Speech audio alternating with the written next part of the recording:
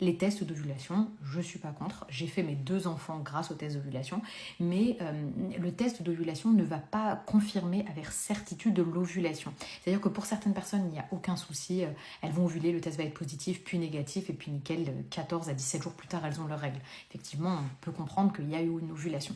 Sauf que chez certaines personnes, il va y avoir des tentatives d'ovulation, et donc les tests d'ovulation vont être positifs, mais derrière, il n'y aura pas d'ovulation.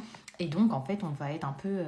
attends, je comprends pas, le test était positif, comment ça se fait que 17 jours après, j'ai toujours pas mes règles? Eh bien, c'est tout simplement que le corps a tenté d'ovuler, qu'il y a une augmentation de la LH, mais qu'il n'y a pas une vraie ovulation. Et c'est en ça que la symptothermie est meilleure, puisque la symptothermie, elle, va confirmer, grâce à l'augmentation de la température post-ovulation, va confirmer que l'ovulation a bien eu lieu. Je vais vous montrer dans la prochaine vidéo comment est-ce qu'on fait pour suivre son cycle avec une Apple Watch. Donc voilà, pour répondre à la question, oui, on peut tomber enceinte avec le SOPK. L'élément majeur, ça reste le cycle. Il faut savoir quand est-ce que vous ovulez, si vous ovulez. 2, analyser son cycle. Regardez si l'ovulation n'est pas trop tardive, si justement vous n'avez pas vos règles trop tôt, que votre phase lutéale est bien assez longue. Faut regarder numéro 3, la quantité de règles que vous avez. Est-ce qu'elles sont peu abondantes, très abondantes, pas du tout abondantes?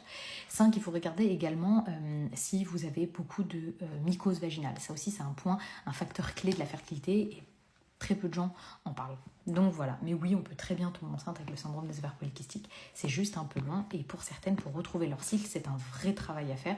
Et si vous avez des questions, n'hésitez pas, je ferai plein de vidéos sur ce sujet.